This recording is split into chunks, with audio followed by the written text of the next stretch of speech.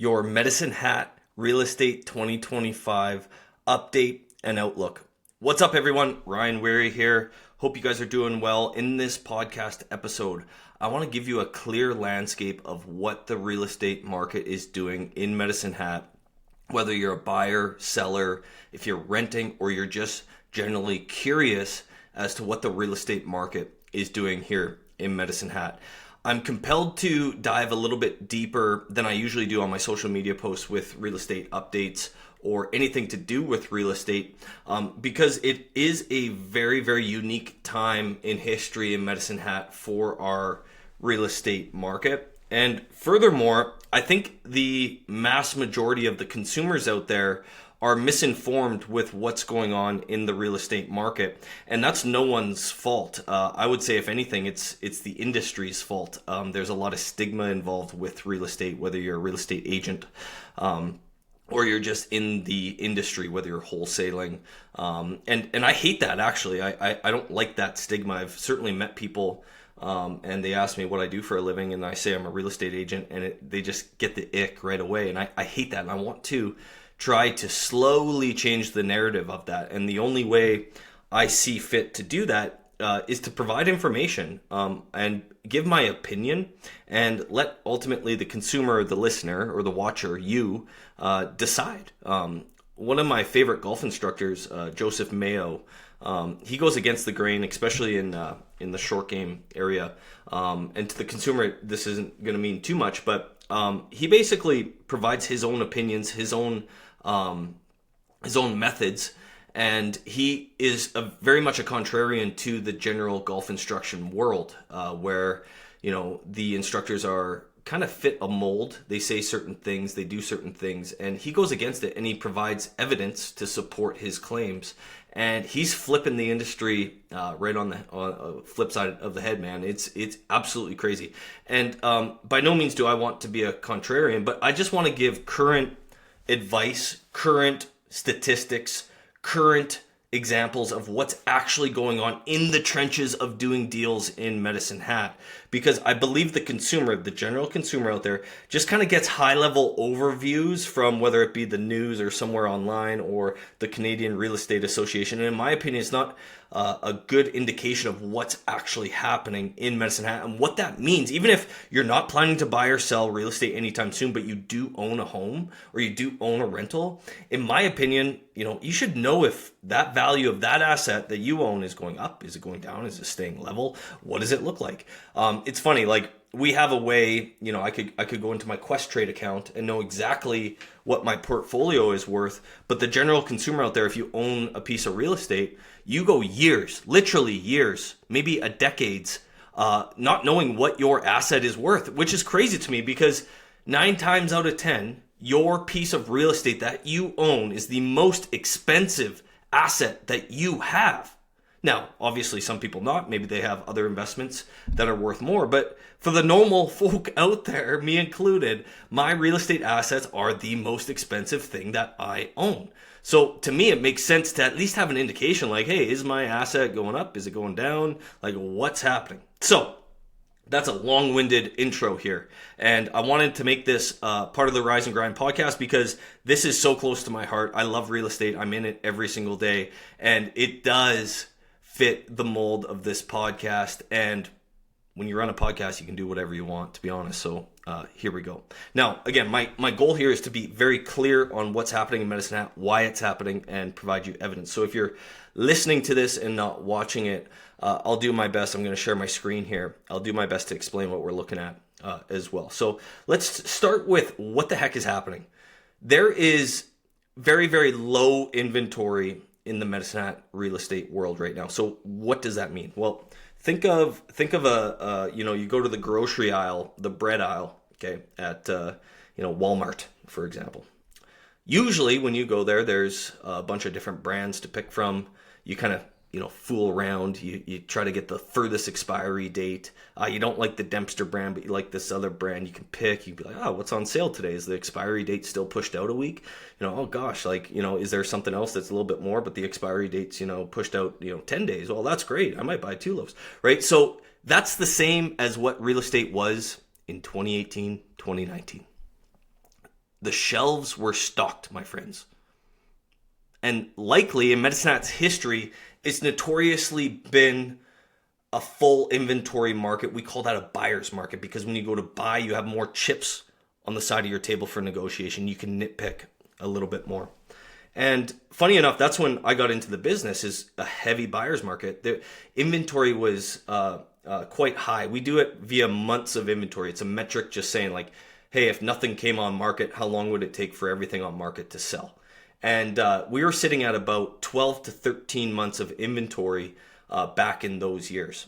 What ended up happening through COVID, when COVID hit, well, number one, there was a couple months there where I'm like, holy shit, we might be going out of business here. Like, who the heck is going to think of buying and selling real estate right now? And that happened for about 2 months, and then the tap absolutely opened up. Money was very, very cheap. People were stuck in their house. Real estate became front of mind, which was a surprise to me, and if every agent's being honest, probably themselves too.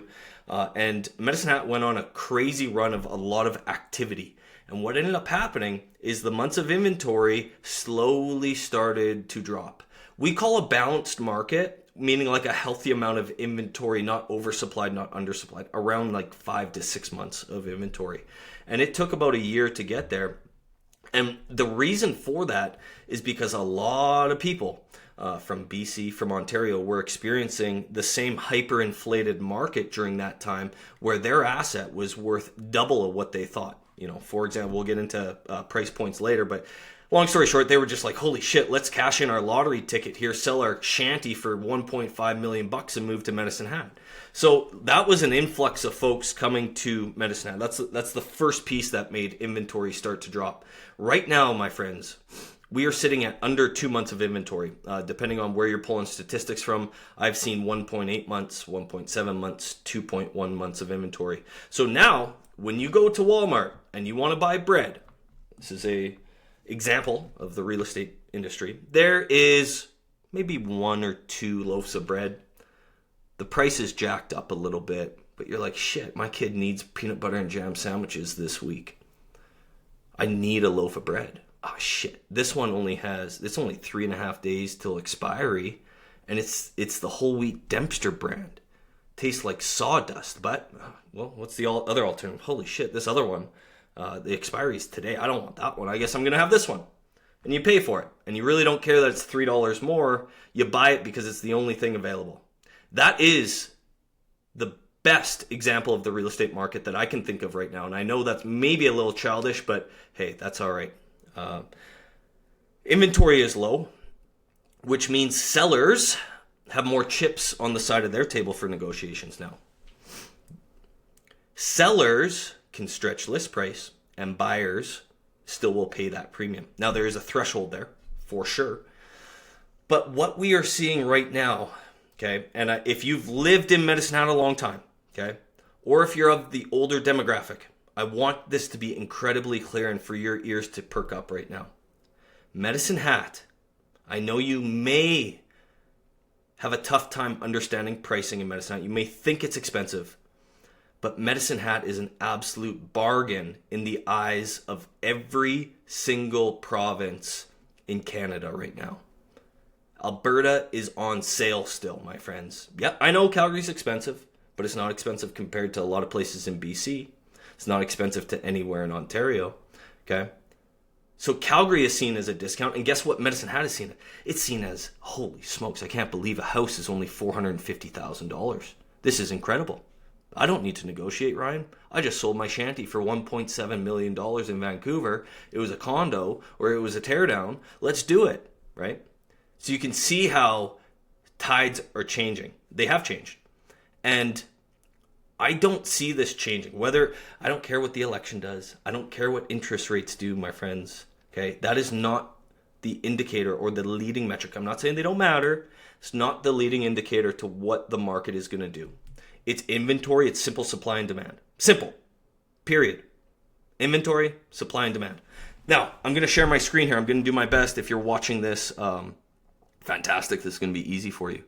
But if you're listening to it, I'm going to do my best to explain what we're looking at here, okay? So I went to my good friend, Mr. ChatGPT this morning. Where's the chart here?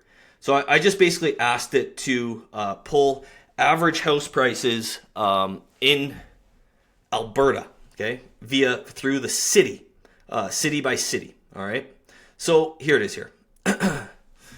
Average detached home price, because I don't love just looking at full market average sale price, because there's so much that gets grouped in there. A lot of it being, condos in bigger centers, things like that. So here we are. This is Alberta, by the way, guys. Okay, so we're gonna start kind of in the province and then work up. So in Alberta, and back to my point about feeling like Medicine Hat is expensive right now. We are the 11th. Not the second, not the third, not the 7th. We are the 11th most expensive city to live in Alberta. Calgary right now, average detached home price, $767,000. Then we got Chestermere, Okotoks, Cochrane is still $678, Airdrie $650, Edmonton $540, High River $552. That's insane. Red Deer $448, Lethbridge $438, Fort McMurray, $460, and then here we are, Medicine Hat, good old little Medicine Hat, $388.9.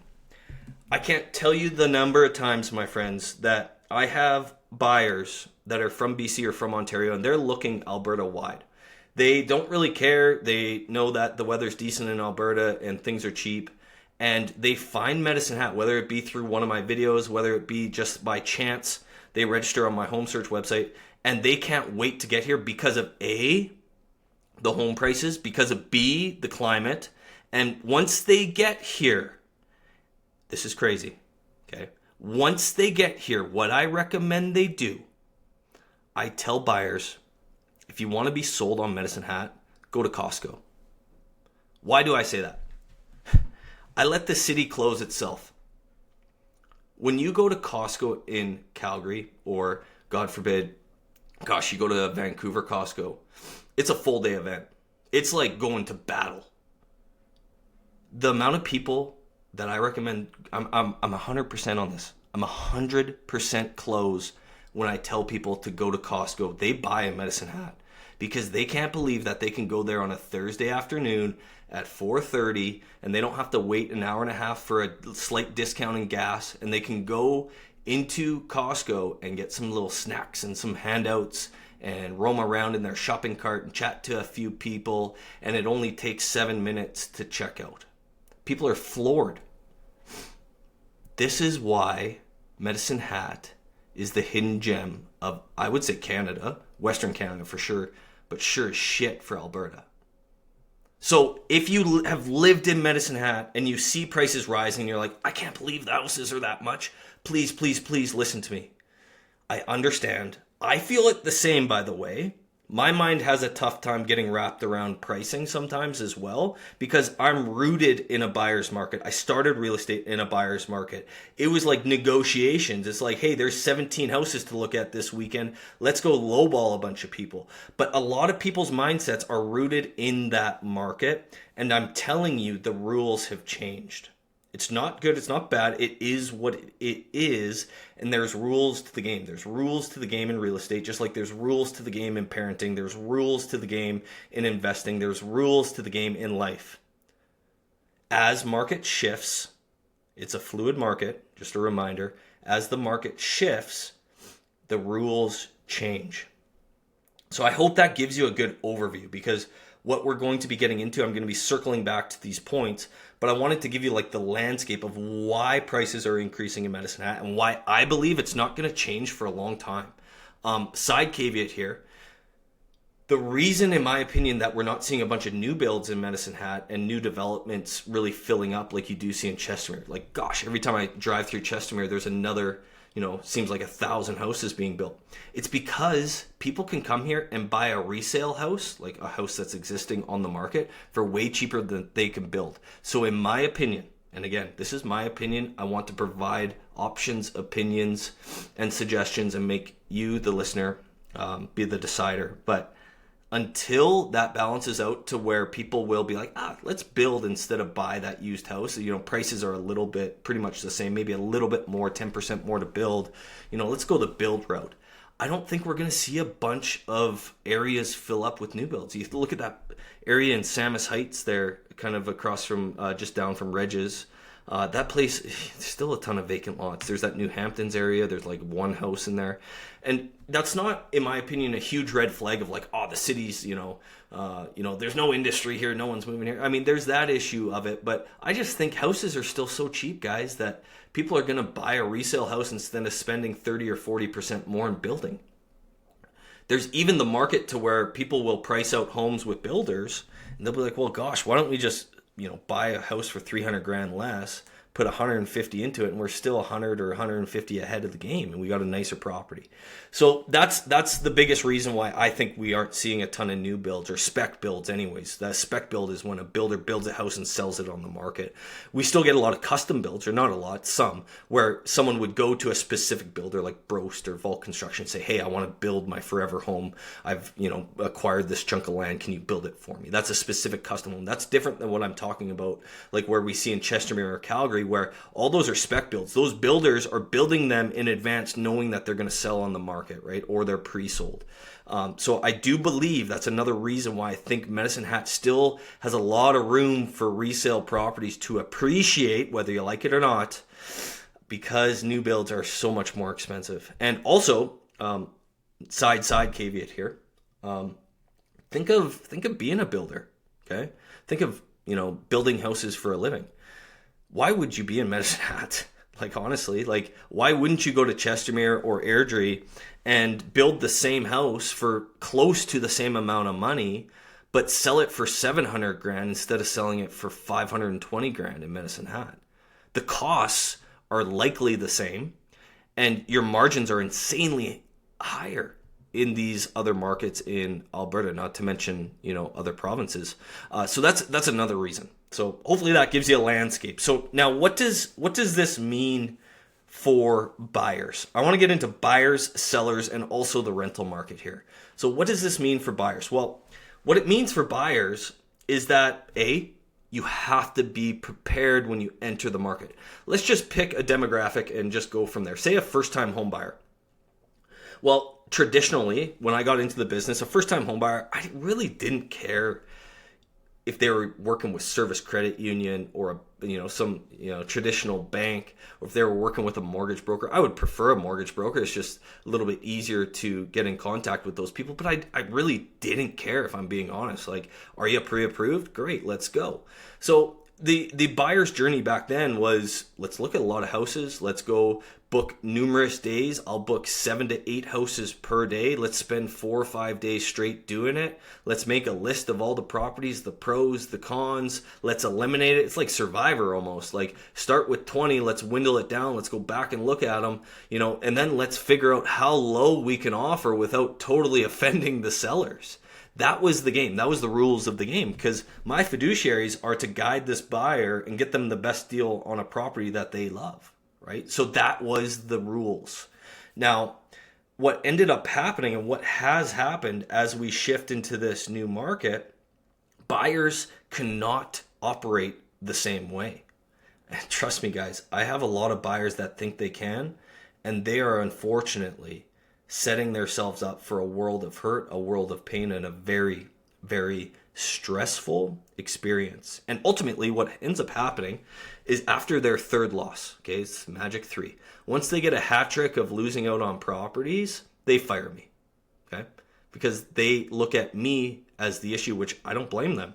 But I'm hoping that this podcast can maybe dive into the reasons why I'm suggesting what I'm suggesting, because with buyers, speed is their friend right now. Being prepared properly to hop on a property that they like and love so that we can secure that property, okay? Now, what are the challenges? Well, traditionally, a buyer could easily put in a 2-week financing condition, and that would be totally fine, meaning like, hey, let's get this deal in place. Let's have 2 weeks to finalize the mortgage, and we can do a property inspection as well, and away we go. Right now, this is why I'm so bullish on working with a good mortgage broker that you know and trust, and being pre-approved and knowing exactly what you need to do to finalize that approval even before you write an offer. Because we're literally guys, in a multiple offer situation, we're looking at 1 or maybe 2 days for financing. And if you're really serious about it, you don't even write a finance condition. You're just like, hey, I'm so in tight with my mortgage broker. We're 99% sure we'll get approved. We're sending it. Worst case, we get a cosigner. Worst case, we go to a different lender, or maybe a B quality lender. Like, it's the buyers right now that are willing to take a little bit of risk, okay, perceived risk, by the way, that are the ones that are getting into the properties that they love. And here's the issue. Buyers always think it's expensive. Buyers always think they're overpaying. I had a post a couple of weeks ago where I kind of noted the average sale price through the last few years. And I'm being 100% transparent, guys. I thought prices were high in 2019. I thought prices were high in 2020, 21, 22, 23, 24, 25. Like, every year I think prices are high. And buyers feel that too. And I would submit that my parents thought their house that they bought 12 years ago for 300 grand was incredibly expensive too. And now they're sitting on an asset that's tripled, right? So like, it's all hindsight. Like, it's easy to say, tougher to do. But I hope this overview will help buyers be like, okay, like, I'm giving myself permission to go and maybe feel like I'm overpaying, but knowing that the market is likely still going to increase for the next 5, 6, 7 years. And I'm going to be in a good equity position if I do have to sell my property down the road. Because ultimately that's what people are worried about, right? Like, people are worried that they're overpaying and that they won't be able to get their money back out. Okay. So that's the buyer challenge, is how do you move quick enough, swift enough, aggressively enough to get at properties? Like, literally, when a new listing comes up, you got to go day 1, maybe day 2. Okay. So that's the buyer's challenge. There's a lot more there, but maybe that's for a different podcast. Now, for sellers, there's 3 strategies that I'm seeing deployed with sellers right now. The first would be what I would call the uninformed seller, where they just listen to their agent on pricing and don't have any evidence to support why they are listed so low. Yes, I said that right. So low. Okay. It is a strategy that I do not subscribe to. Okay. They call it strategic pricing. They call it aggressive pricing. They call it pricing to sell. I've heard it called a dozen different ways. The theory behind this is, saying, hey, I think you can get $10 for your house. Why don't we list it for $9 and hopefully you'll get $10.50 or $11 for it because we'll be in a multiple offer situation. So what does this do? Well, it gets a lot of demand on your property right away. It gets a lot of showings on your property right away because it's seen to be at a discount. This gets you in multiple offer situations. It does, I would agree with this, put the seller in the best negotiating position because you have multiple offers to choose from. I don't like this strategy because I firmly believe that it is not in the seller's best interest to list it beneath market value and hope, excuse me, that it gets bid up. As a seller, for me, if I was a seller and I called an agent and they sold my house in one day, like, there might be a perception that the agent did a good job, but in the back of my mind, I'd be like, holy shit. Did I leave 20 grand on the table? Like, should we have asked for more? What if we would have asked for 50 grand more? What would have happened? That's me personally. And knowing that that's how I would react, that's why I don't like that strategic pricing strategy. Okay. Does it sell properties quick? Absolutely. If you go follow 20 agents, when they sell a house, they're going to brag about how quickly they sold it. And the unfortunate reality is that any agent can make anything make sense if that person trusts that agent.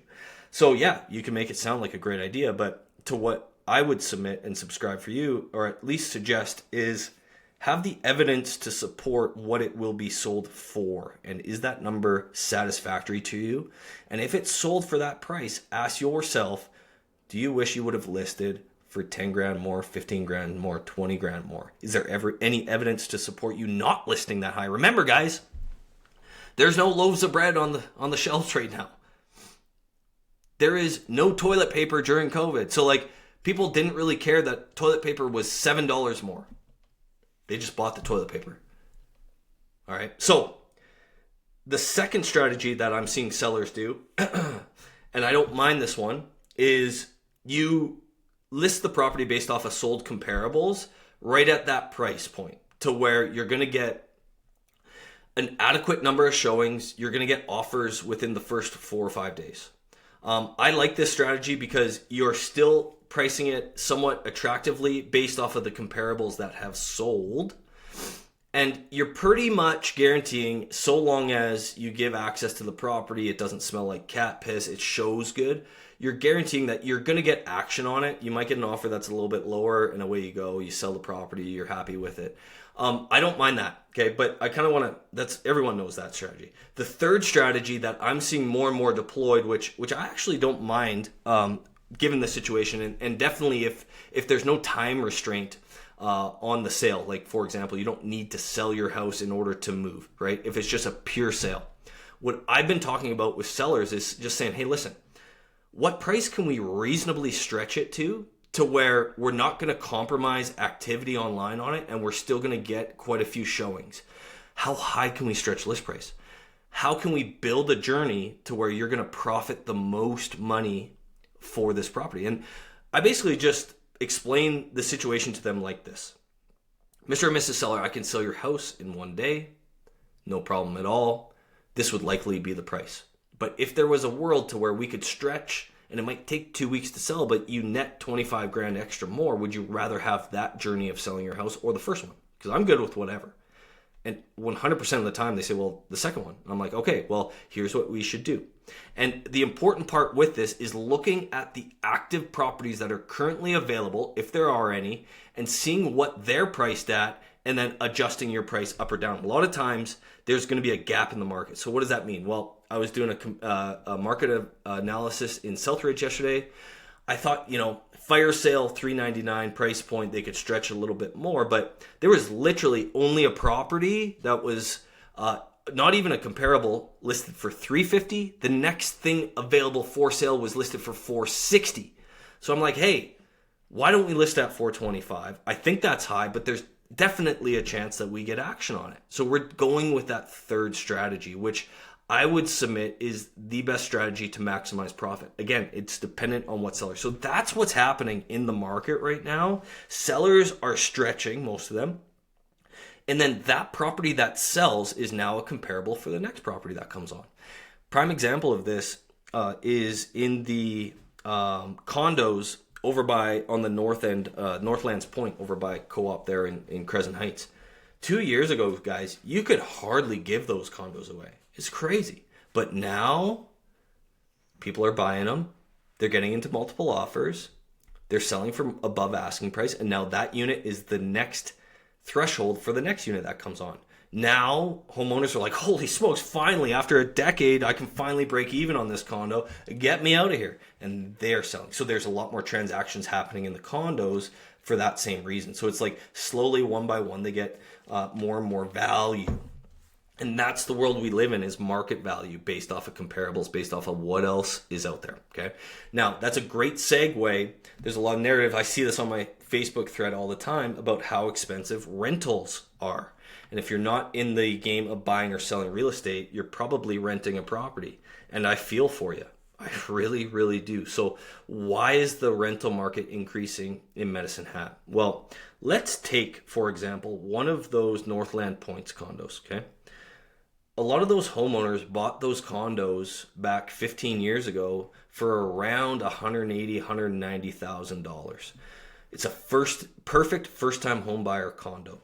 Okay, so those people bought those properties, they lived in it for 5 years or 10 years, and unfortunately the market shifted at that time, and when they went to go sell those properties, they were advised that they would not be making money or even being able to break even on their condo unit. So what ended up happening was they would rent them out, which is natural. Like, hey, gosh, I don't want to lose money on this. Why don't we just rent it out, break even for a while, have a tenant pay down the mortgage on it, and hopefully the market shifts. So what ends up happening is those that are rentals right now, leases come up, those homeowners are like, thank goodness, now we can sell and make a little bit of money on our asset. They sell that property, and the buyer, this is the key point, the buyer of that property is not a revenue-based buyer. They're people that are going to live in those properties. So that's one less rental on the market. My wife and I did this. We owned a Brentwood Lane condo. That was our first house. We lived in it for 5 years, and we rented it out after that. Rented it out for a couple of years. It was fine, but the market wasn't really crazy. A year and a half ago, I'm like, geez, we could make a little bit of money on this Brentwood Lane condo. We should probably sell it. Like the tenant's leaving. Instead of renting it out again, the rental rates weren't great at that time. Like we're kind of breaking even, bleeding out $100 or so a month. Like, let's sell it. So we sold it, and the person that bought it lives there. So again, one less rental on the market. So you can see that the rentals that were out there are no longer rentals. What does that do to rental inventory? It lowers inventory. What does that allow landlords to do? It allows them to increase rents without risking vacancy. That's what's happening in the rental market. I feel bad for renters. Heck, I own rental properties, and every time I increase rent to keep up with A, increasing utilities, B, increasing taxes, C, increasing mortgage rates, especially the last few years, not so much this year, I have to offload those costs. I don't want to be losing money on my investment. I want to at least break even, God forbid, make $1. So I'm increasing rents. Every time I've increased rents, 0 tenants have left because there's nowhere else to go. So that's the ugly side of the rental market. And I unfortunately don't see it getting any better anytime soon either. So yeah, that's the breakdown. Okay, I want to show you guys one more chart here.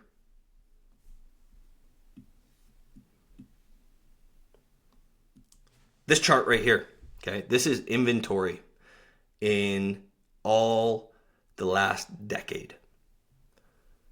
I want it to be very clear that we are at the lowest amount of inventory right now in 2025 in the last decade. You can see here back in 2020 during COVID, we were over 12 months of inventory. Heavy buyer's market, we dropped down. We blew past a balanced market. 2020 was crazy, guys. Like crazy. It absolutely dropped off a cliff because everyone was so interested in real estate. We stayed level for half a year, and then boom, we are in a seller's market. So I don't expect this chart to be increasing anytime soon. Now, obviously, this is my pitch for you to think like get off the fence and do something, right? The last thing I want to go through is the demographic of people that have properties to sell in order to buy their next property. A lot of people have lived in their first home. Maybe they have a kid or two and they're like, gosh, we need more space. So that is a challenge in amongst itself, is selling a house and buying a house simultaneously. In a buyer's market, it was fine. You write an offer on a house with the subject to selling your property, saying like, hey, I'll only buy this property if I can sell this other property. And that was okay because sellers like, thank goodness we got an offer. Thank you so much. Yeah, go ahead. Sell your house. Take as long as you want. And the unfortunate reality is life still happens no matter what the real estate market is doing. It's just, again, the rules have changed. And the most frustrated clients that I have or seen in the last few years are those clients where they feel like they need to sell their house in order to buy a house. And they don't want to sell their house in hopes that they're going to find that next home because that risks them being homeless, which I agree with them. I wouldn't want to be homeless either, okay? But the rules of this market are as follows. If you just go look at family homes, new listings, and you want to buy that property and write an offer subject to the sale of your house, you have no chance. I'm sorry. You have no chance of securing or winning in a multiple offer situation. If in this market you want to buy a property with the subject sale of your home, you need to look at properties that have been on market for more than 30 days. And unfortunately, you're going to be buying a house that no one else wants, right? Because it's been sitting. So that's a challenge. Now, my greatest gift to you guys would be able to give you options that are available to you that you may not know about. If you're in that situation, I'm probably going to send this podcast directly to some folks that are front of mind for me right now. If you want to sell your house, you don't want to be homeless, and you keep losing out on those beautiful family homes, just know I hear you. I acknowledge you. Stay with it and look at other options. I came up with 6 different options that guarantee you will not be homeless. Do they assume some risk? Absolutely they do, okay? Does it assume some discomfort or maybe paying a premium? Absolutely it does. But I am 100% confident that you will not be homeless, the worst case scenario, if you deploy one of these strategies, okay? And I actually made a document. I'm going to put a link to it either in the description or in the post here. Guaranteed not to be homeless document. I got really creative with the name of that, but it's 6 proven strategies to sell your home without becoming homeless. Okay, and I detail these 6 strategies in this document. It's free. I'll give it to you because I hate seeing people lose out on properties. Am I biased because I'm going to get paid from those transactions? 100%. I'll be honest with you. Yes, I want you to get off the fence and buy and sell real estate, but I also see the disappointment and I feel the hurt when these families are missing out on the perfect home because they feel like they need to write an offer with the sale of their home. We can get creative. The rules have changed. And that's okay. We just need to know what the rules are and we need to know the options available. And there's 6 of them that I came up with that I've all used successfully in this market. So I wanted to finish with that. I'm just going to leave this document link to it. You can just give me your email. It's a Google form. There's even a second question. If you don't want updates from me, like a lot of agents will be like, get this free for your email address, and then you get ran on campaigns over and over and over. My Google form is as follows. I need your email address to send this to you. Do you want any market updates from me or anything in terms of marketing and monthly updates? If that's no, you have my word, I'm never going to email you. You can have this document for free though, okay? This is a super important document that everyone should be reading if you have to sell your house in order to buy the next one. So hopefully that gives you guys a landscape, an understanding of what's happening in Medicine Hat. I really enjoyed going through this at a greater detail than any of my other videos. And at the end of the day, guys, I just want to give you food for thought. I want to give you some options available that you may not know about. And I want you to hear it from the trenches, not some fluffy Instagram post about how many houses agents are selling. Like, you guys need to know what's happening in the market, okay? And secondly, like, if you are just curious about what your property is worth, I do virtual home evaluations. You just go to www.medicinehathomevalue.ca. You fill out a form. I literally send you back a Loom video, which is a screen share going through your property. I can get a pretty good indication without even stepping foot based off of the criteria that you say in that Google form. You should have some indication because, and I'll leave it with this, a lot of people are sitting on more equity than what they think. That equity can be used elsewhere, i.e. paying off other debt, maybe pulling that cash out, buying a rental property, but you don't know what you don't know. And you don't know that equity is sitting there until someone tells you like, hey, by the way, you could refinance, pull 50 grand and go do something else with that money. Especially now that interest rates are coming down. By the way, guys, I don't get paid on refinancing, but I'm happy to provide that information to you to earn some trust. And that's all I'm trying to do. Provide value, earn some trust, so that when you do get into the market, you're more informed. Take good care, guys. Rise and grind. We'll see you.